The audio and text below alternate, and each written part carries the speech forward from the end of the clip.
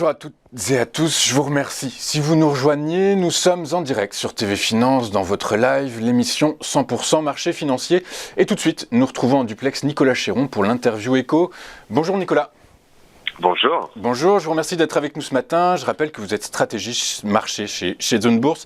Et on commence, Nicolas, avec le sujet qui nous intéresse tous. C'est la publication hier des minutes de la réunion de la Fed. Comment est-ce que vous analysez cette publication? Est-ce que vous y attendiez?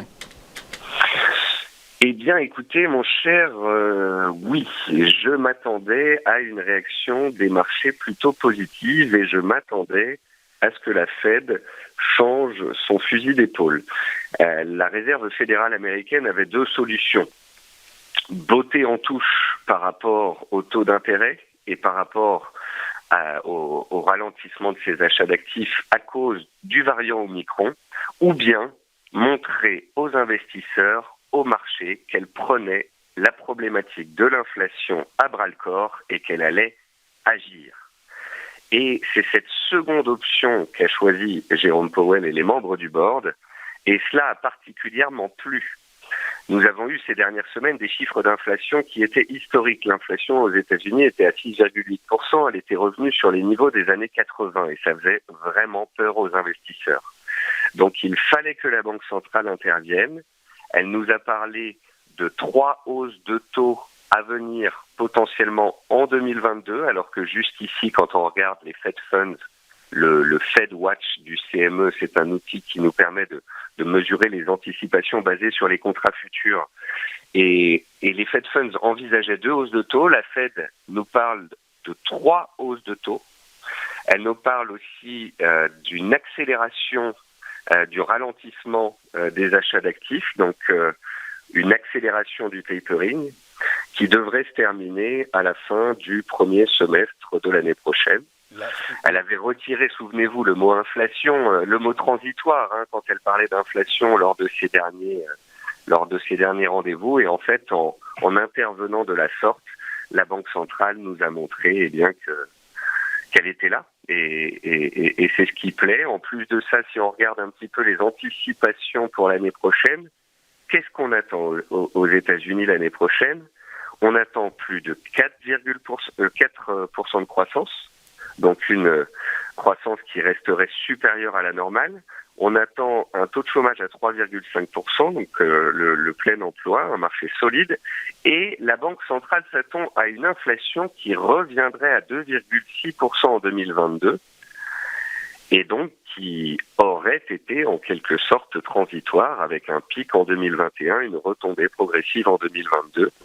Et espérons que ce soit le cas. Mais si on respecte ces chiffres-là, 4% de croissance, 3,5% de taux de chômage et une inflation modérée, nous avons des conditions économiques, des conditions de financement et de marché qui sont très bonnes.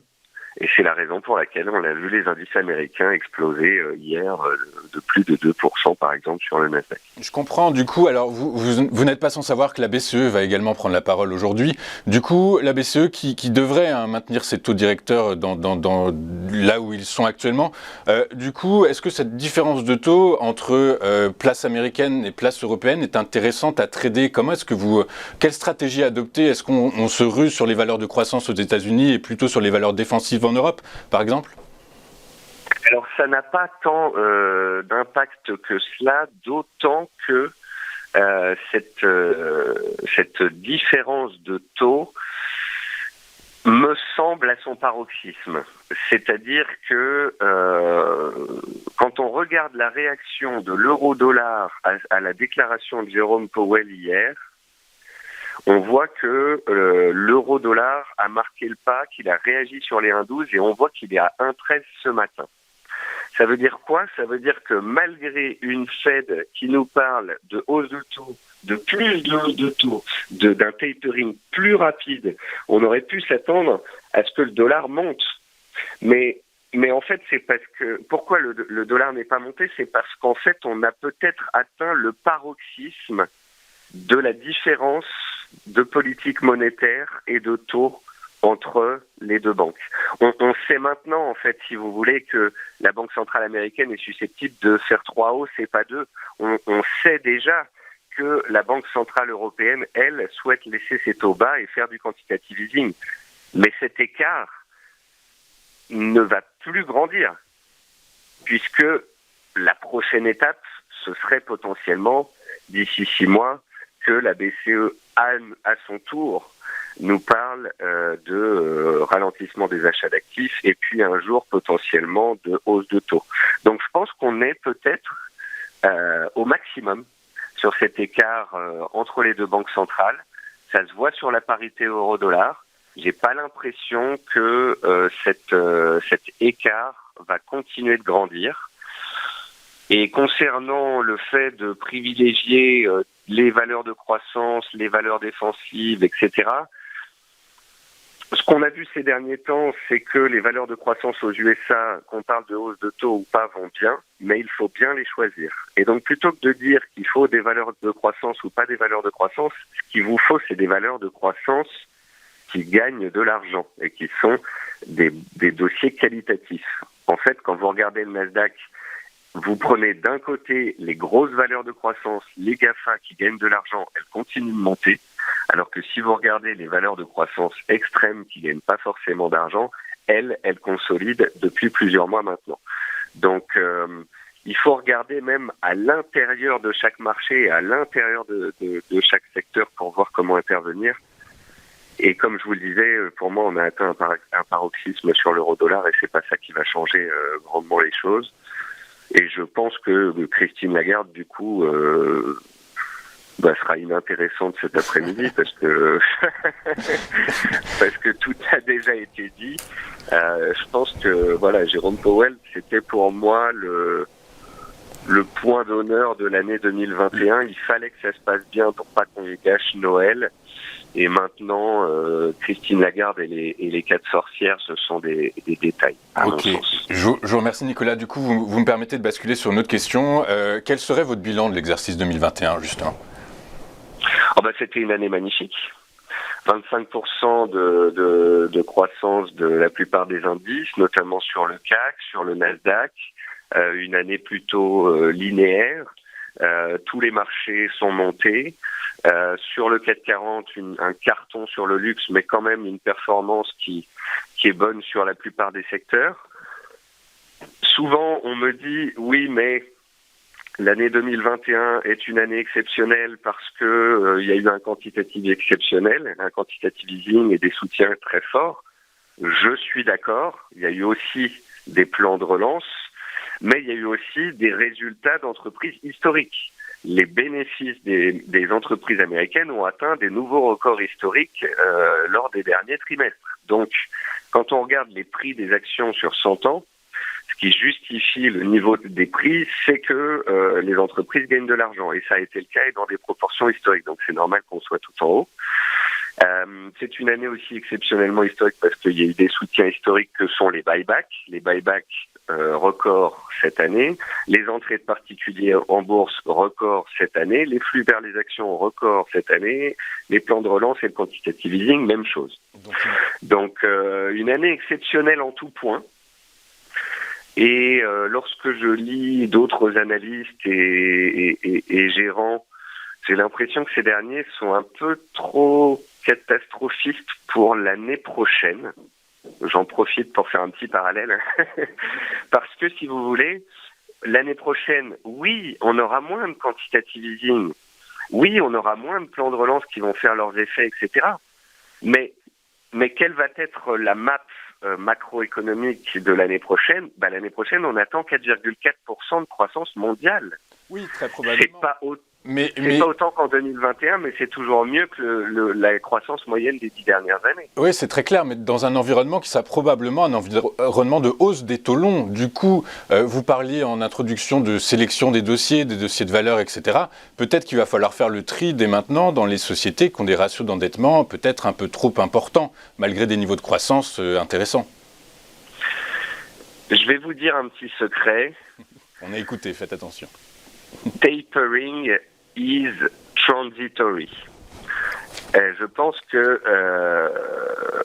Les marchés anticipent de très fortes hausses de taux, 3 hausses de taux en 2022. Je pense que la probabilité que la Fed fasse 3 hausses de taux en 2022 est très faible. Je pense qu'elle en fera 2 au maximum. D'accord.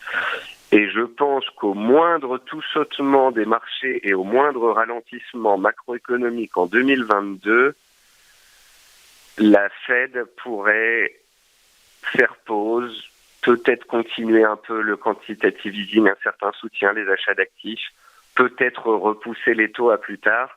Et quand vous regardez les Fed Funds sur le très long terme, vous voyez que les marchés s'attendent déjà à ce que les taux se normalisent par la suite en 2023-2024.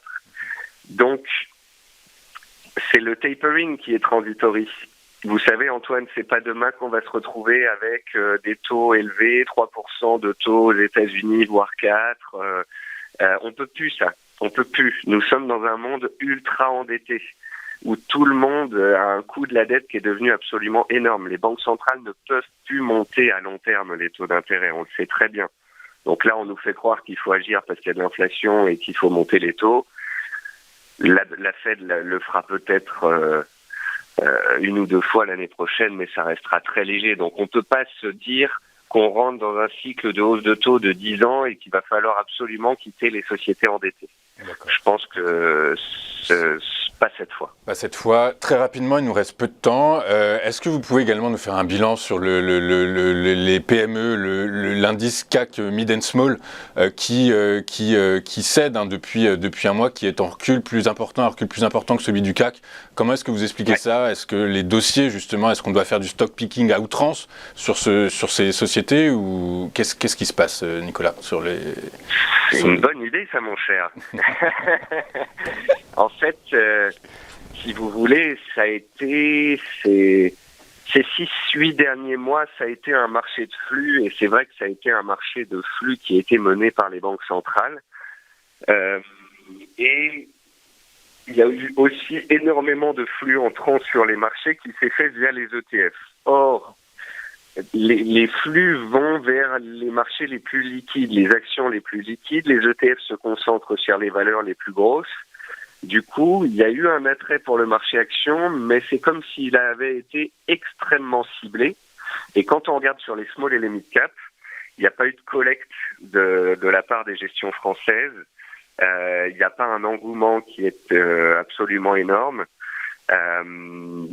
Quand on regarde le Russell 2000, l'indice américain des small caps, il sous-performe lui aussi. Donc, c'est triste à dire, mais il y a moins d'acteurs, moins de volume, moins d'intérêt sur les small et les mid caps. Ça, c'est un constat. Après, ça nous ouvre aussi la porte à des opportunités là dans les semaines qui viennent. Les marchés sont rassurés. Le CAC 40 stabilise sur ses plus hauts. On arrive dans la période de fin d'année avec les fêtes. Et ça, c'est généralement la période parfaite pour le rattrapage de petites valeurs. Alors, donc vous avez des titres à nous conseiller sur de small et mid cap, justement? Alors, sur les small et les mid cap, je vais pas me permettre cela parce que je pourrais les faire décaler, en fait. C'est tellement des petits dossiers que c'est des valeurs qui peuvent prendre 10, 15, 20% très rapidement. Mais pour ceux qui font de la bourse depuis des années, quand on voit GSI International qui, entre la semaine dernière et aujourd'hui, gagne 100%, ça montre que le bal des microcaps est peut-être lancé et qu'il va y avoir des rattrapages sur pas mal de petits dossiers. Après, il y a une deuxième catégorie d'actions qu'il faudra surveiller, pas forcément là dans les 15 jours, mais peut-être plutôt la première quinzaine de janvier. Ce sont les dossiers massacrés de 2021. En fait, historiquement, les gérants, les traders, quand ils sont en manque d'idées en début d'année suivante, ils regardent quels sont les dossiers qui ont le plus baissé l'année précédente. Et cette année, quand on regarde des dossiers comme Ubisoft, comme Worldline ou comme Atos, qui ont beaucoup souffert, on peut se dire que c'est typiquement sur ce genre de dossier qu'on pourrait constater des rebonds techniques dans les 2-3 semaines qui viennent. Super, merci beaucoup Nicolas, je vous remercie d'avoir été avec nous ce matin. Je rappelle que vous êtes stratégiste chez Zone Bourse. On va marquer une pause et je vous retrouve dans un instant avec le flash marché d'Admirals. A tout de suite sur TV Finance.